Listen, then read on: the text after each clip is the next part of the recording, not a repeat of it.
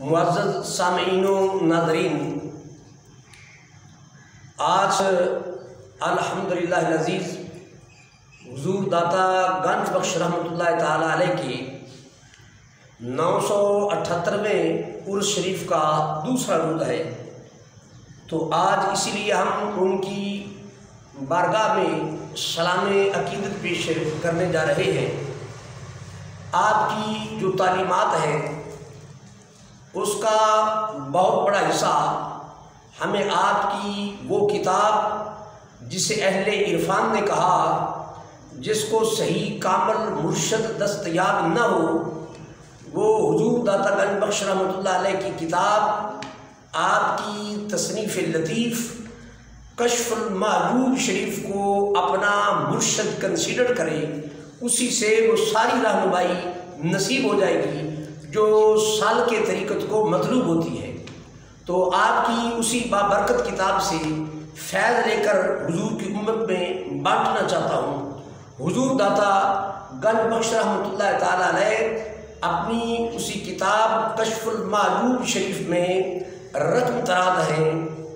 آپ فرماتے ہیں کہ ایک بندہ جنگل میں سفر کر رہا تھا، چلتے چلتے ایک ایسے مقام پہ پہنچا جہاں پہ بکریوں کا ریوڑ چر رہا تھا، اور وہ شخص یہ دیکھ کر ورتائے حیرت میں گم ہو گیا کہ ان بکریوں کے ارد گرد جنگل کے بھیڑیوں نے سیکیورٹی حصار بنایا ہوا تھا۔ لوگ جانتے ہیں کہ بھیڑیا بکری کا قاتل ہوتا ہے، وہ اس کو اپنا شکار بناتا ہے، مگر یہاں عجیب معاملہ ہے کہ بھیڑیے جنگل کے وہ بکریوں کے ارد گرد حصار بنا کے ان کی حفاظت کر رہے ہیں۔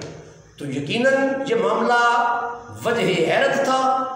تو انہوں نے اس شخص نے غور کیا کہ یقیناً یہ جس شخص کی بکریاں ہیں وہ عند اللہ کوئی مقبول ہستی ہے۔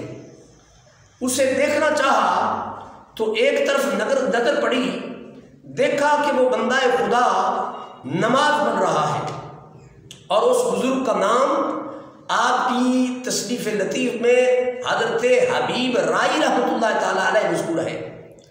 تو وہ حضرت حبیب رائی رحمۃ اللہ علیہ بکریوں کے چرواہے بھی تھے اور اللہ کے مقبول بندے بھی تھے، نماز پڑھ رہے تھے۔ وہ شخص جو جنگل میں جا رہا تھا، حضور داتا صاحب لکھتے ہیں، وہ شخص ان کے قریب ہو کے کھڑا ہو گیا۔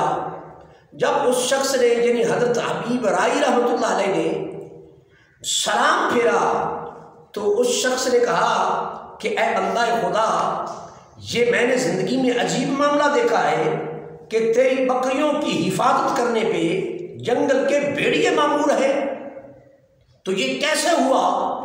تو حضرت حبیب رائی رحمۃ اللہ علیہ نے کہا کہ اے بندہ خدا، جب سے ان بکریوں کے چرواہے نے خدا اور مصطفیٰ کی نوکری کر لی ہے، تب سے اللہ نے بھیڑیوں کو اس کی بکریوں کی نوکری پر تعینات فرما دیا۔ سبحان اللہ۔ اور پھر اس شخص نے کہا کہ حضرت یہ تو میرے لیے بڑی عجیب بات ہے اور ویسے حیرت بات ہے، ذہن اس بات کو تسلیم کرنے کے لیے بآسانی تیار نہیں ہو رہا، یہ ممکن کیسے ہے؟ حضرت حبیب رائی رحمۃ اللہ علیہ نے فرمایا کہ آپ دور کا سفر کر کے آئے، آپ مسافر ہیں، میرے پاس اب آپ مہمان ہیں، آپ تشریف رکھیے، میں آپ کی مہمان نوازی کرتا ہوں۔ آپ گرمی میں آئے، آپ کو پیاس ہوگی، آپ کو کوئی مشروب پلاتے ہیں۔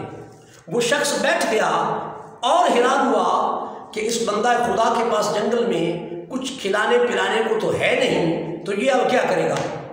حضرت حبیب رائی رحمۃ اللہ علیہ نے اپنے پاس پڑا ہوا مٹی کا خالی پیالہ اٹھایا اور ساتھ ہی پڑے ہوئے ایک پتھر کے قریب کیا اور اس کے اوپر ہاتھ رکھ کے یوں دبایا جیسے بٹن دبایا جاتا ہے، تو اس کے اندر سے دودھ نکلا، پیالہ بھرنے کے قریب ہو گیا۔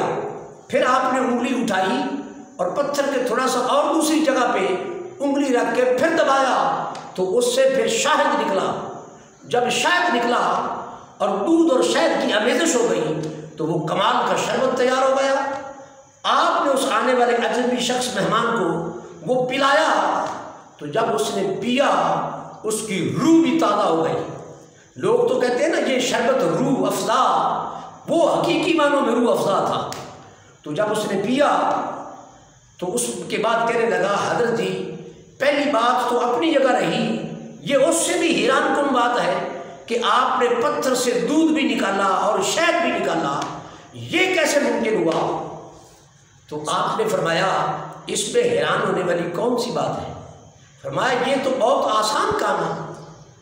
اب میرے جملہ سامعین غور کریں، آسان ہے تو آپ بھی کریں، آسان ہے تو میں بھی کروں، مگر مجھ سے تو نہیں ہو پاتا، ہو سکتا ہے آپ اس مقام کے ہوں کر لیں.